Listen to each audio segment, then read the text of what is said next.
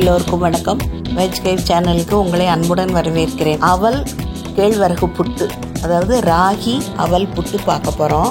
அவல் ரொம்ப ஆரோக்கியமான உணவு.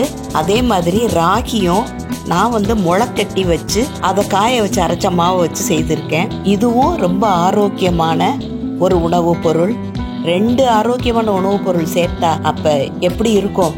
ரொம்ப டேஸ்டியாக இருக்கும். செய்யறது ரொம்ப ஈஸி. வாங்க வீடியோக்குள்ளே போய் நம்ம எப்படி இந்த புட்டை செய்கிறது அப்படிங்கிறத பார்க்கலாம்.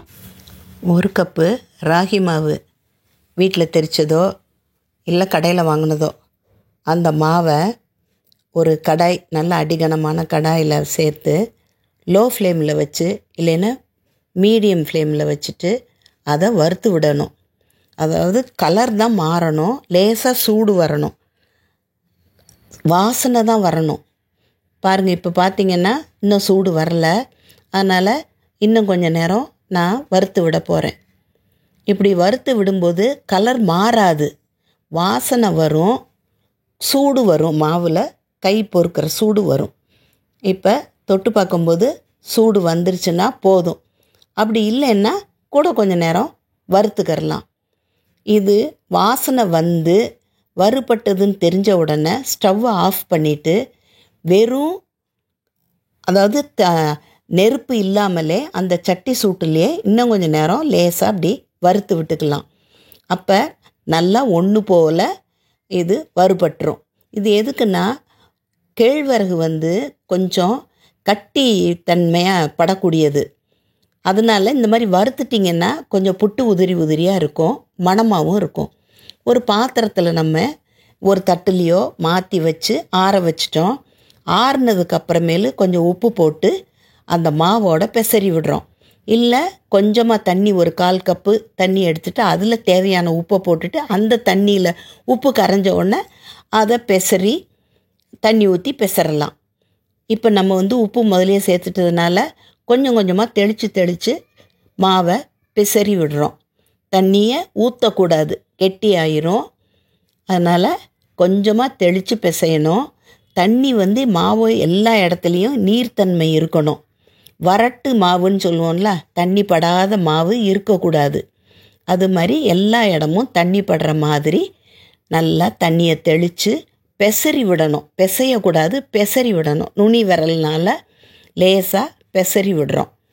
இப்போ அந்த மாவில் தண்ணி பட்டிருக்கிற தன்மை நமக்கு தெரியுது பாருங்கள். கொஞ்சம் கெட்டி கெட்டியாக தெரியுதுல்ல, அதெல்லாம் தண்ணி இருக்கிறது தான்.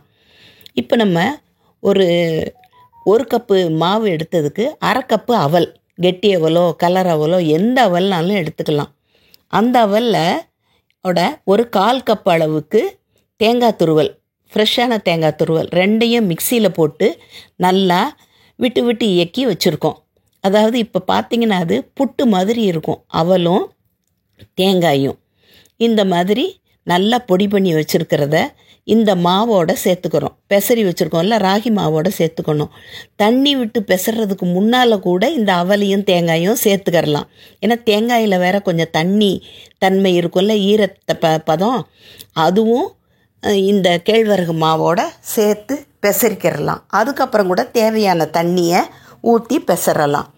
இப்போ நம்ம எல்லா இடமும் அவலும் தேங்காயும் கேழ்வரகு மாவில் எல்லா இடமும் படுற மாதிரி பெசரி விட்டுட்டோம்.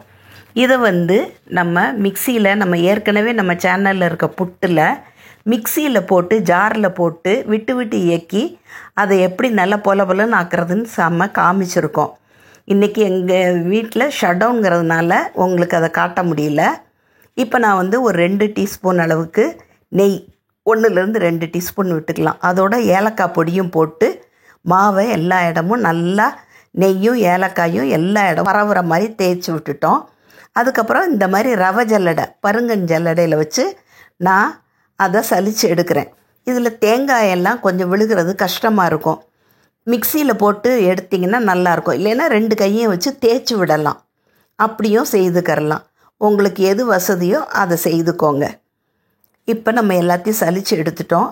சலித்து எடுத்த மாவை நம்ம புட்டு வேக வைக்கிற இடியாப்ப தட்டு இருக்கும் இல்லையா, அதில் ஒரு துணியை, அதாவது கேப்ப மாவு வேக வைக்கிறதுக்கு இந்த துணியை வச்சுக்கணும்.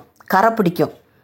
அதை வந்து தண்ணியில் நனைச்சி புழிஞ்சிட்டு இப்போ நம்ம சலிச்சு வச்சுருந்த மாவை அதோடு சேர்த்துட்டோம்.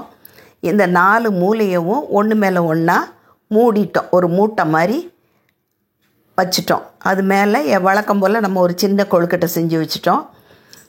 கடாயில் வந்து தண்ணி நல்லா கொதிச்சுக்கிட்டு இருக்குது. கொதித்ததுக்கப்புறம்தான் இந்த தட்டை தூக்கி உள்ளே வச்சு மூடியை வச்சு மூடிடணும்.